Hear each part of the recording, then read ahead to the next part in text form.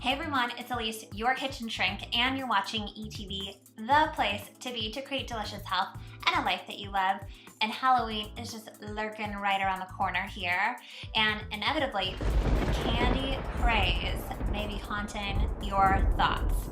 And I don't know about you, I've talked to a lot of women, and myself included, that if we have too much candy, there's a little wicked witch that comes out. And so, maybe some of you have experience where you are starting to unwrap one little piece, let's say like a Reese's peanut butter cup, and all of a sudden the next thing you know is you are tearing in and going through your kid's candy bowl, or maybe not even your kid's candy bowl, someone else's, and you're starting to eat all this candy and you can't stop. And it's not even candy that you really like, you're just eating it because it's there. So it happens to all of us. This is totally normal, where we hoard this candy and these perfectly wrapped little pieces of candy, and we eat them almost as fast as we can unwrap them, and then all of a sudden we find ourselves in this little pile of plastic foil and cardboard. And this leaves a lot of us in this state of horror. And I'm not talking about the loony masked guy that's running around the neighborhood. I'm talking about the thoughts that we have within ourselves.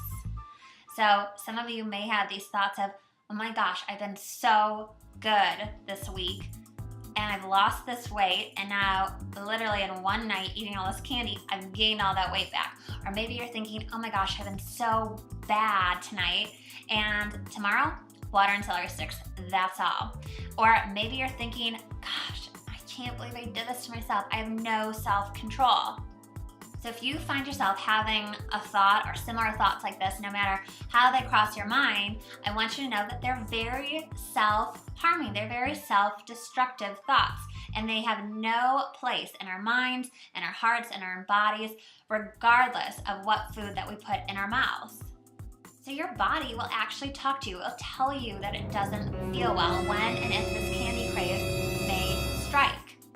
So your body may talk to you, and it may look like you have a headache or a stomach ache, or you may get extra thirsty, or your moods might really drastically change. So the next time that ooey gooey gummy worm is screaming your name, you can think about, how it made you physically feel the last time.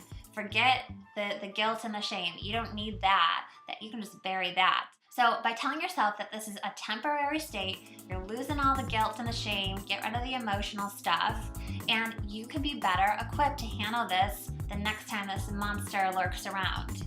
So if you feel like you are the only one being tricked this Halloween, and I don't think that you are, then use the following tips and treats to keep that candy hunger from howling. So tip number 1 is make sure that you eat a good breakfast, lunch, and dinner before being confronted with massive amounts of sugar.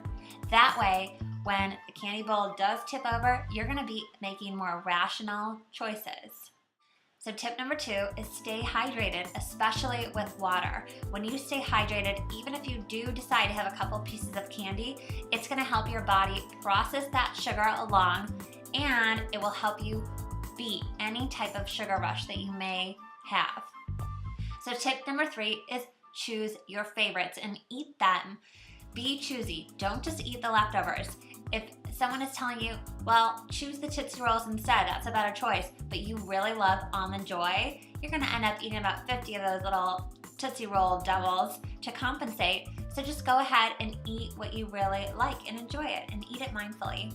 And tip number 4 is sharing is caring. Break me off a piece of that Kit Kat bar, because you know what? I want to share with you. That way, I'm not feeling deprived, and it's going to save me from eating the entire candy bar in itself. And number 5 is make peace with each piece. So go ahead and acknowledge the fact that you want to have something sugary, or you want to have some candy or some chocolate. Just make sure that you're not filling an emotional void that you're not ever going to be able to fill with food. So once you've made peace with the food, go ahead and enjoy the rest of your day. Go through your day and actually celebrate and enjoy this holiday. And today's Eatable Tweetable is make peace with each piece and send your guilt to the graveyard. Now I'd love to hear from you. How do you handle your crazy candy cravings this Halloween season? Leave your comments below. Did you like this video? If so, subscribe to our channel and tell your friends. The best discussion happens after the show, so go there now and leave a comment. And And if you want more great resources to build a deliciously healthy life that you love, plus some secret sauce insights from me that I only give out in my weekly email updates, go to mykitchenshrink.com now and sign up for updates. I'll see you next time on ETV. Have a safe, happy, and peaceful Halloween. Want in on Fab Camp 2014? Come on over to mykitchenshrink.com to sign up for details. See you next time on ETV.